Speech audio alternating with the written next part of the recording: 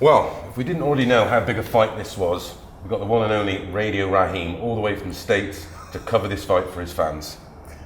How you doing, mate? I'm always great when I get to London. This is my favorite second home. So I'm glad you keep having big fights here, so I've got an excuse to come over and somebody to pay for it. Well, you've got a few of your own coming up in the next few months, but this is a big fight. Is it being received well in America? You know, this fight I think will be the one that makes Joshua Klitschko the fight that will mark when Americans became Joshua fans.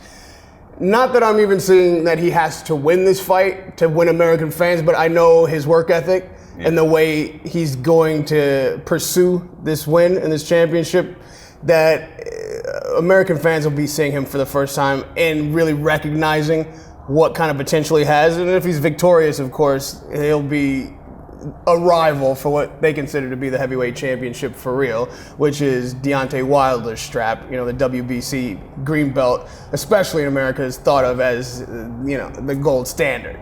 So yeah, I think this fight is the one that puts the heavyweight division back on the global map. Here, you guys have been excited. You guys have been behind Joshua for quite a while. Klitschko, and we've got Fury.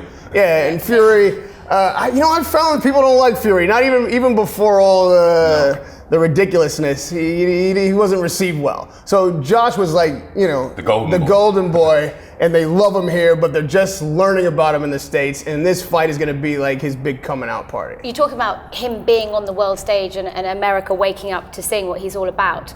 It's the third time it's actually being shown on HBO and Showtime, so it sort of shows the magnitude of how they deem this fight as well. I think it shows the magnitude of the pettiness of our networks in America. Fair enough. Hopefully, this fight will be the best of the three that have been split that way.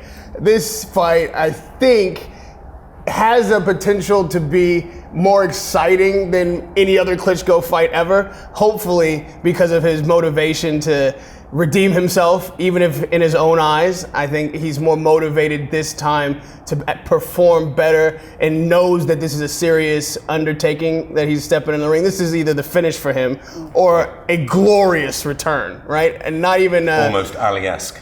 Right, yeah, right. I mean, not even a stoic Klitschko could miss the fervor of this moment, the electricity that's going to be at Wembley. Yeah, I mean, there's no bigger reward than becoming three-time world champion again. He's in an elite list there if he does. And he can call Fury a fluke for real then, which I wouldn't necessarily disagree. I'm no big Fury fan. We wanted to ask you on that. Do you believe it was just a bad day in the office, or, could this be towards the end of, could it be a little past his time? I mean, everyone is wanting to know what that fight was all about. I can't steal the victory from Fury that way and that, it's just a bad day at the office for Klitschko. I think a lot of things collided at once.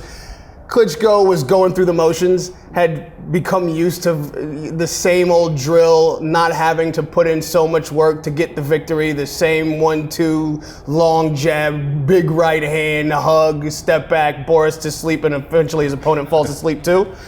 That's been the routine. And they couldn't slow the ring down. Remember, they had all that foam in the ring. I don't think you could slow down a Klitschko fight no matter what. No. Does it get any slower than that? I think they were trying to slow Fury down. It would have been like him fighting in sand. Quicksand. And to that point, a guy coming in that's usually punching down and knocking smaller guys in the head for 10 years, and then you meet a guy who's about your size, which we're going to see Saturday night, two guys who are huge and used to being bigger than their opponents, looking eye to eye, starting to punch up, punch eye level. Sometimes that's enough to change the game and frustrate you. Fury came in with the perfect game plan. I mean, he knew how to engage Klitschko. Do you think it did kind of, with the whole ring and then there was issues with the gloves beforehand as well? I just think do you think it did make a big difference? I think they totally underestimated Fury, and I think Fury definitely got under Klitschko's skin. You could tell he was rattled by him 100%. Because, as Rahim said, most fighters were already scared before they got in there. He had that invincibility about him, although he knew there were some vulnerabilities. But those seem to be, what did he go on, 11-year streak, 22-fight streak or something. I mean, the guy looked pretty unbeaten, and most experts in this country felt that Fury was going to get blown away because they think he was rubbish. But he moves very well. He's awkward. He's game. He has no fear. He has no quit in him. He knows how to frustrate an opponent, not mentally and physically. Yeah. That's really his whole card. You know, I don't think he's a proficient fighter. He's definitely not going to be moving around in boxing. Gifted, like, you know, like a Joshua or a Klitschko. There's no real technique there. He's just very good at what he does, and he's a great spoiler. Well, we want to know roughly where do you think this fight is going? What's your ultimate prediction, I guess? I think this fight is going to be the biggest test Joshua's ever had. And if I predict correctly, the mentality that Klitschko comes in with, it's going to be a war people haven't expected.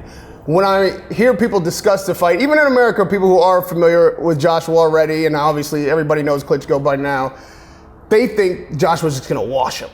You know, really? Yeah, he's young, he's athletic, he's exciting, he's been knocking guys out. He hasn't gone past what is like the 8th round. So they think that that's enough, but what we know about boxing is experience matters. We know that you can set traps for a guy. We know that when you've been going 12 rounds your whole career, when you've seen all different kinds of styles, when you've been in there for as long as Klitschko has, a young fighter sometimes can be overwhelmed by the experience and the ability to move the fight in your direction stylistically in a way that Joshua hasn't seen before. So he's definitely the better athlete. This is a young man's game, but I think Klitschko's savvy, and he comes in with the motivation to really pull out every tool he's got in the shed, and we're looking at a war. Do you think pressure is going to play a massive part in terms of you've got Joshua going in there as the champion? For the first time in Klitschko's career, he's going in as the challenger. But then obviously you have Joshua walking in effectively home advantage, 90,000 fans screaming his name. And then you've got Klitschko walking in what's known as the Lion's Den. So there's different levels of pressure. But like I said, Klitschko's never really been the challenger. He's got nothing to lose. Does he think he's the challenger, though? True. I think Klitschko was walking in there like a guy is sitting on the throne in his castle. Yeah. He's going to come in to reclaim what's rightfully his in his mind. He didn't get the rematch with Fury he feels he deserves and did. Joshua, in the vacuum, has gotten 2 titles and is fighting for these vacant titles. So now that these titles are vacant, Klitschko has not gotten the rematch. I truly believe he walks in there with a champion's mentality. And I'm not sure that the entire crowd at Wembley is going to be pro-Joshua. Klitschko's been around a long time. We're not that far from Eastern Europe hubs. You know, this could be a section of them. Let's go. I expect big arenas in Germany. So a back and forth shout down. Yeah. So it's exciting. I think it's the old lion and the young lion. And is it time for a changing of the guard? And if it is, unfortunately, for Klitschko's sake, I think that makes a great changing of the guard for boxing. It's time for the heavyweight division to come back to life.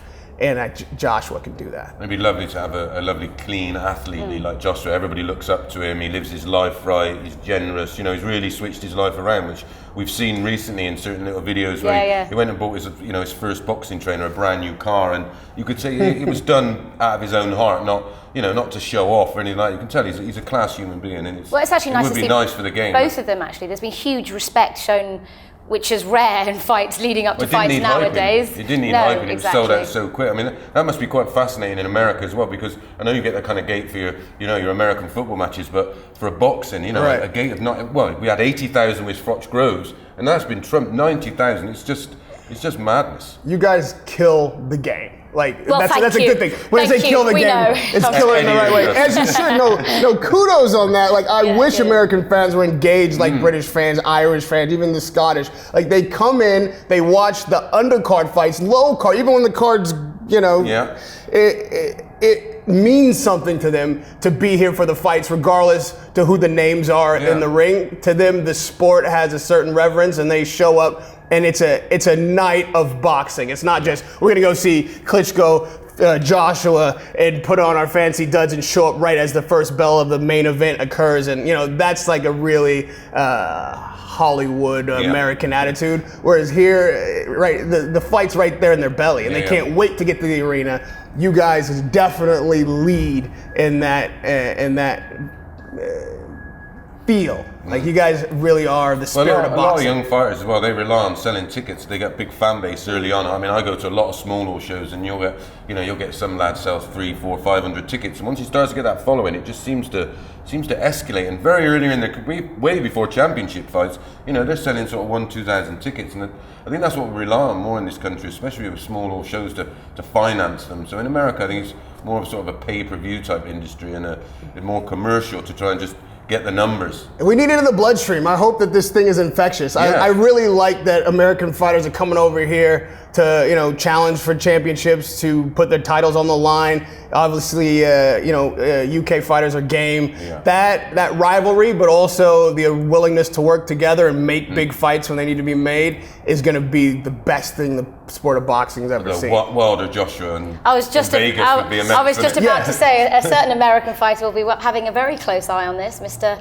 Deontay Wilder. Yeah, he had a press conference, or at least a conference call about this fight. And what's he make of it all? Obviously, I don't know. I didn't call in. It seemed ridiculous. I think he was chasing Parker, wasn't he? Because obviously Hughie Fury pulled out of the Joseph Parker fight, so he said, "I'll step in and I'll fight you for the, so they can unify two of the straps, I suppose." Right. It's a mouth-watering prospect, him against either fighter, really. Yeah, and then we can get this unification happening, in one fight instead of three. Yeah. Look, there is nothing more important to the sport than the heavyweight championship, and it's been dormant in the sense that crown jewel has not been held by a charismatic guy that has global appeal and fights exciting. So it's not taking anything away from Klitschko personally, but just what's good for the sport and what's entertaining for the fans. We needed a heavyweight champion that really carries the crown in a way that brings people to the sport. Joshua can do that. Yeah. For that reason, I say his win is better for the fights. I mean, does he have that poster boy-esque about They don't know him like that yet. And why? Why is that, though? Because we're Americans and he's not. And that makes a difference. Like, we want an American heavyweight champion. We've got Deontay Wilder carrying that mantle. And the thrashing of these two in the ring together, the Brit, and you're right, it probably will be in Vegas, which is what I mean. It bleeds back. We come over here, make these fights, and then you come over and make the super huge fights. One thing I have to say, regardless of where the fan base is, you still got to make it in America. Yeah. And at the end of the day, you can climb that ladder here, you can build your throne, you can get your following, and get everybody to pack Wembley in 90 minutes.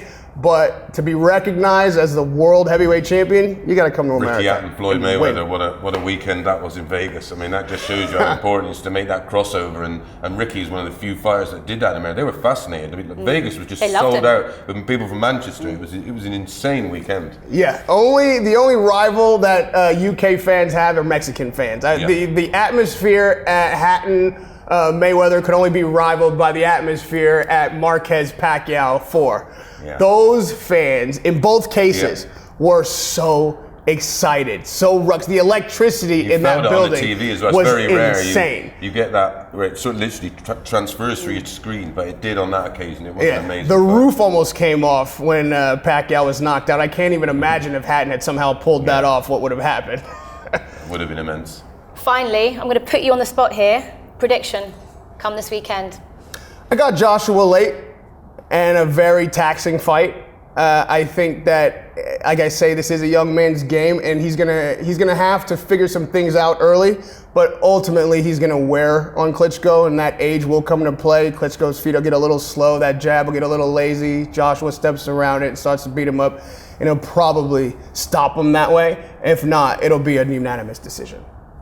Great. Well, thank you so much for stopping by and chatting to us. Enjoy your time in London. Thank you. I've got to go stretch now. Boxing yoga calls. Boxing yoga in Tottenham. See, I'm game for any aspect of this sport. If there's boxing in the title, I'm going to do it at least Can you come once. back and tell us how you get on, please? If I can come back. These guys might have to carry me. It's my first yoga session ever. Saturday or Guys, it's a pleasure. Thank you so much. I really love chatting with you. I've learned a bit, and I'll see you Saturday night. Definitely. Look forward to it.